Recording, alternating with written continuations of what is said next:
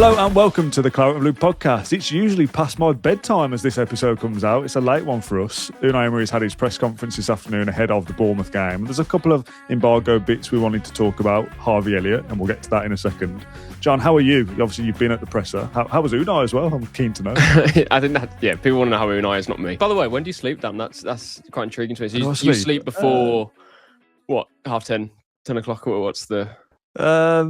No, I just thought it'd be a funny one to intro. Okay, you're just trying to play that I'm really like healthy and no, it's normally 11ish. I like to try and call it a night. Yeah, it's better than me, to be fair. Unai was jovial today. There was no Damian sitting alongside him today. Obviously, Damian. No filter.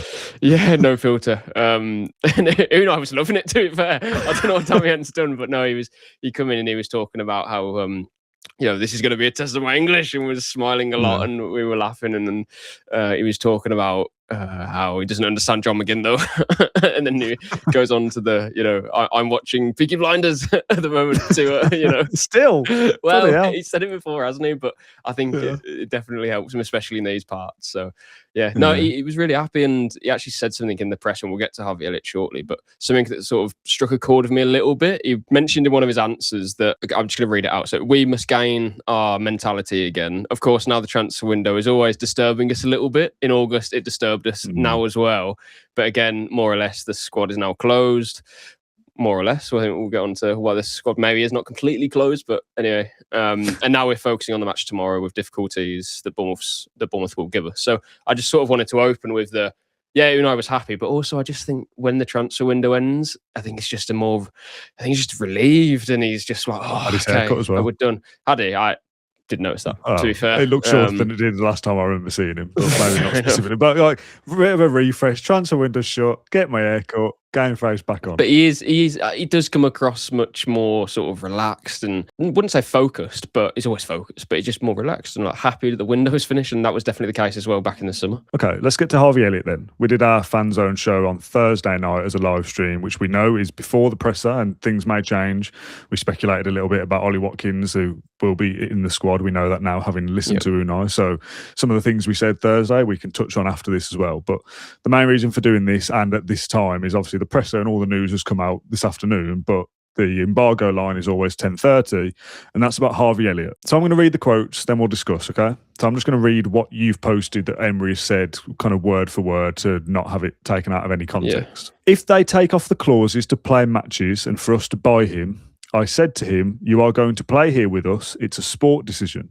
But now it's a sport decision and a business decision. My sport decision is still there. You are deserving to play. We need your qualities in the field. You are going to play. But in case the clauses are still there, now it is Liverpool. They have the key. And I told him it will be fair for him in case Liverpool take off this clause. Second part I think is interesting about damaging Elliott.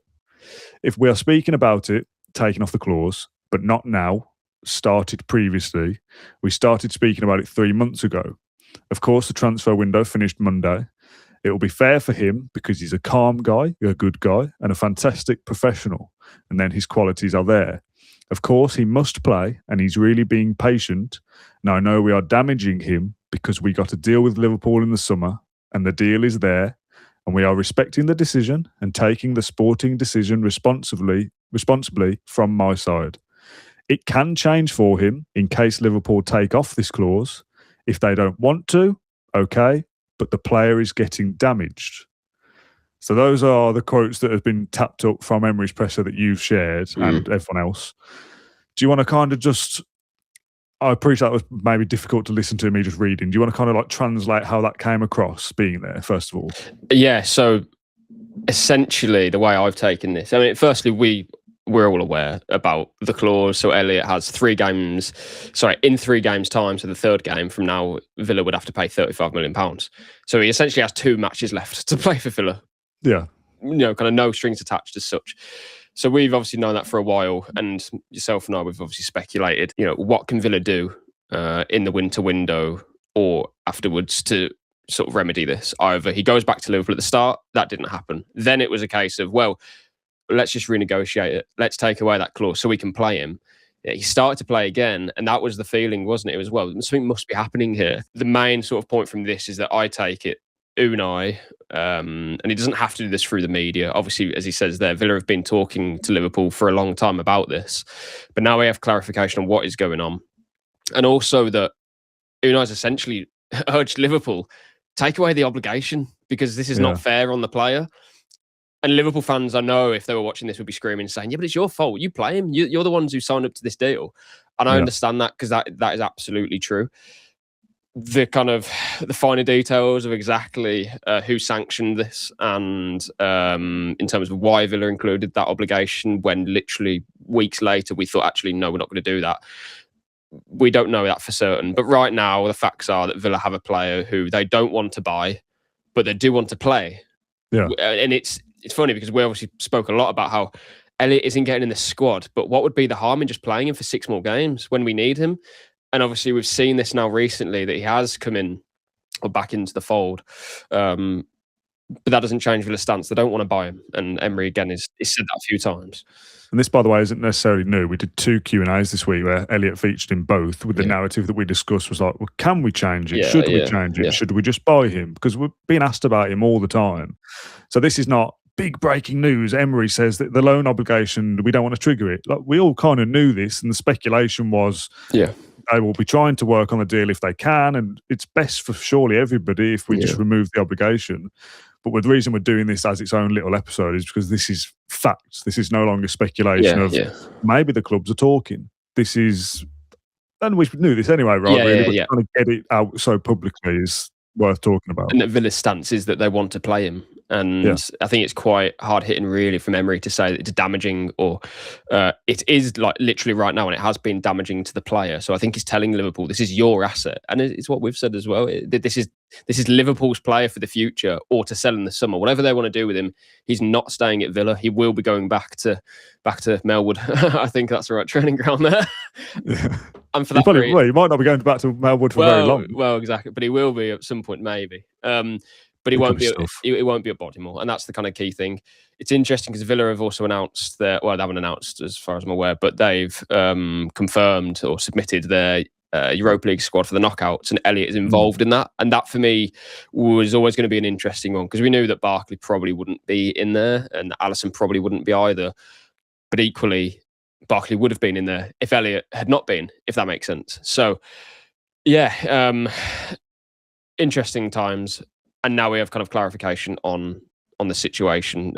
Emery's come out and said it, but also sort of, again, thrown the gauntlet to Liverpool, really, and said, just take off this obligation. And I'm sure there'd be some sort of monetary gain for Liverpool if that happens, because they can't just accept Villa's terms, having budgeted for a £35 million incoming that isn't now happening. And as I've said before, Liverpool and Villa, they're rivals. 7 points in it at the moment. That could hopefully be a greater gap, or it could shrink come Sunday afternoon. So that's another sort of plot to this, and I absolutely understand Liverpool's stance in that regard. However, surely they would want Elliott to be getting minutes. If Liverpool don't want him and they agreed 35 with us in the expectation we would want to sign him, because why do the deal in the first place? The 10-game obligation was not a big task, a big kind of task for somebody to achieve. If he doesn't play more than 9 games of football this season, though, it's going to be difficult for them to command 35 million again in the summer with a different club. Yeah. So, it's damaging to them. But, do they kind of think, well, we'll take the chances of selling him for 20 rather than take Villa's, and this is speculation, they renegotiate a bigger loan fee or whatever, 5 million, 10 million even. They think, well, forget that, we'll just sell him for 20 in the summer. There's still not really much benefit for Liverpool Football Club to change it. The benefits for your, like you say, your asset, your boyhood fan, right? To do the right thing, really. Yeah, and I would argue that there's still something in this for Liverpool that Villa would have to pay a sanction of some sort. You're not going to get out of this with nothing. Yeah. So Villa pay a sanction, whatever cost that is. And let's say Elliott, in the next however many games we play, let's say 15. Let's say he plays 15 matches from now to the end of the season. If he plays well in those games, he's going to retain his value. So let's say Liverpool sell him after Elliott plays well for 15 games for £28 million or £25 million, plus the sanction that Villa have paid Liverpool. Yeah. That will be pretty much where they were, yeah. But that, nearly. And that will be worth more money to them than Villa not paying a sanction and Liverpool selling Elliott after not playing again. What are they going to get from then? I would argue probably no one would want to pay any sort of fee for that. That's worth 15, it. You know, 20. Yeah, you may get 15 plus add-ons, but that's half the price of what you were going to get. So I think it is still in Liverpool's interest to do this.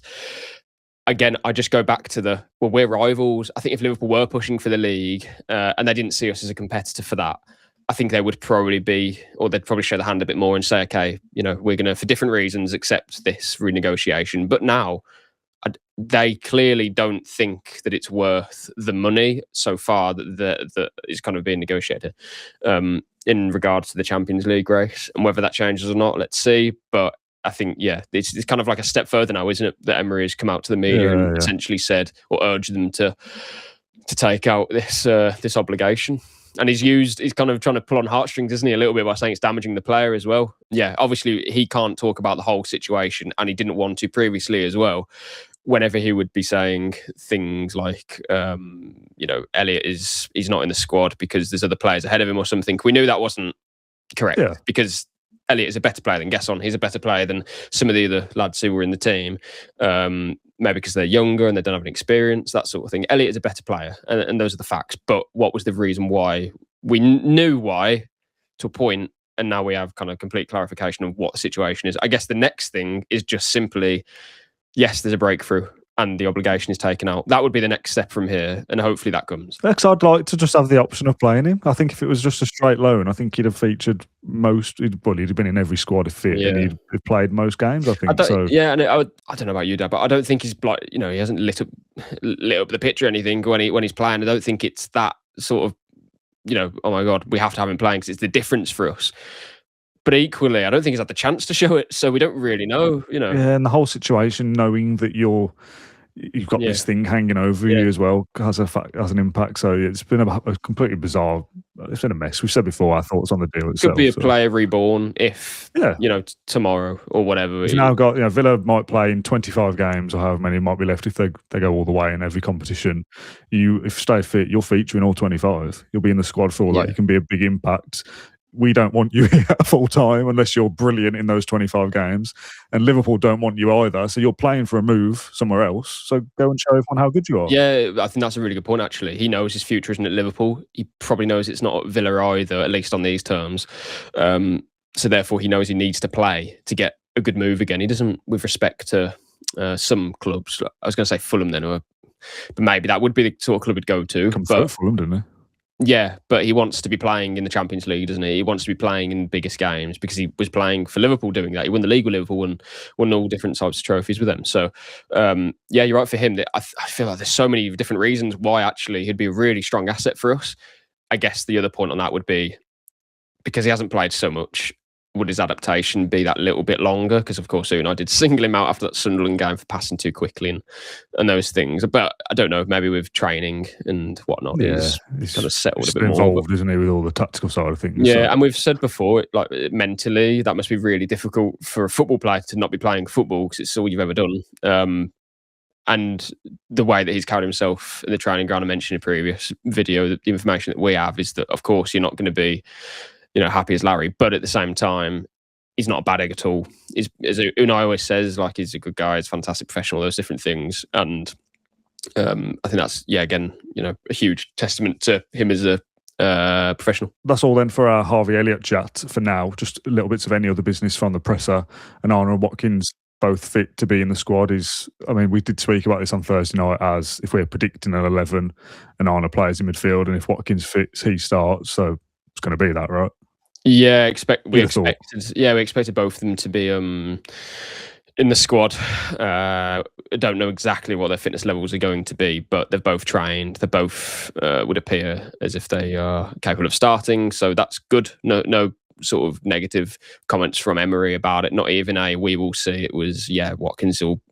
He says normally would be okay. He means if nothing changes. Yeah. And then Onana as well. I asked him, and he's okay. He can be in the squad. So no Alisson though in the squad. Emery says, although he's trained, he said that he's not quite ready yet. Rob Jones from Sky asked him about Onana, and Emery was just talking about how it's sort of his biggest challenge really to stay fit, and that some kind of bit of a telling comment at the end of his answer. He mentioned that he has to, I need to be more intelligent with him, trying to identify when he may have some risk with the doctors. So, talking to the doctors maybe more, taking their advice more, whether he can play matches in a row or not, because that's a bit of a worry, isn't it?